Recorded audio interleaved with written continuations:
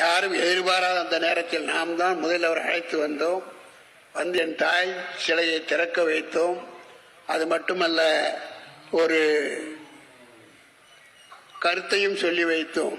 ஐயா, நீங்கள் இன்றைக்கு வந்து குஜராத் முதல்வராக இருக்கிறீர்கள். இந்த மேடையை யாரெல்லாம் விதித்தார்களோ அவர்களுக்கு அடுத்த ப்ரமோஷன் உண்டு.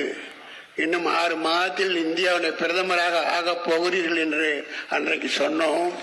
அது நடந்தது. ஆனால் இன்றைக்கு நமக்கு சிறப்பு விருதாக வந்திருக்கிற அன்பு சகோதரர் அண்ணாமலை அவர்கள் அவரை எதை சொல்லி வாழ்த்துவது? வயதோ குறைவு. எடுத்தவுடனே நான் பிரதமர் என்று நான் சொல்லிவிடுவது தவறாக போய்விடும். ஆனால் தமிழ்நாட்டை ஆளுகிற தகுதியை மிக விரைவிலேயே மக்களுக்கு கொடுக்க வேண்டும். அது மட்டுமல்ல, என்னுடைய பரந்துபட்ட சிந்தனையில் பல பேரை பார்த்ததனுடைய அடிப்படையில் நான் சொல்லுகிறேன். இன்றைக்கு தமிழ்நாட்டில் இருந்து நாளை என்று சொல்ல மாட்டேன், 5 ஆண்டு என்று சொல்ல மாட்டேன், 10 ஆண்டுகள் என்று சொல்ல மாட்டேன், அதற்கு பின்னாலும் கூட ஆகலாம். இன்றைக்கு தமிழ்நாட்டில் இருக்கிற ஒரு பிரதமர் தயாராகி கொண்டிருக்கிறார் என்று சொன்னால் அது வேட்டு கட்டிய தமிழன் அண்ணாமலையாக இருக்க வேண்டும் என்பது என்னுடைய கருத்து. ஏதோ அவரை புகழ்வதற்காக சொல்லவில்லை. நமக்கு நாட்டு பற்றால் சொல்லுகிறோம். நல்லவர்கள் நாடாள வேண்டும்.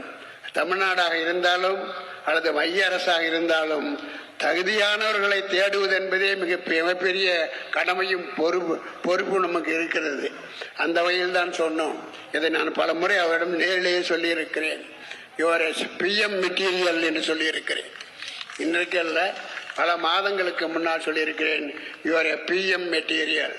ஆம், இது போன்ற ஒரு இளைஞர்கள் இந்த வயது குறிப்பாக ஒரு நல்ல பதவியில் இருந்து ஐபிஎஸ் படித்து மக்களுக்கு சேவை செய்து அதைவிடவும் நாட்டுப்பற்றின் காரணமாக ஒரு நல்ல தலைவனை தேர்ந்தெடுத்து அந்த தலைவன் பின்னால் சென்று அதன் மூலம் அந்த நாட்டை காப்பாற்ற வேண்டும் என்ற அடிப்படையில் இன்றைக்கு முன்னெடுத்து சொல்லிக் கொண்டிருக்கிற தமிழ்நாட்டினுடைய வெடிவு காலமாக இருக்கிற அன்பு சகோதரர் அண்ணாமலை அவர்களை வருக வருக என்று வரவேற்கிறேன்.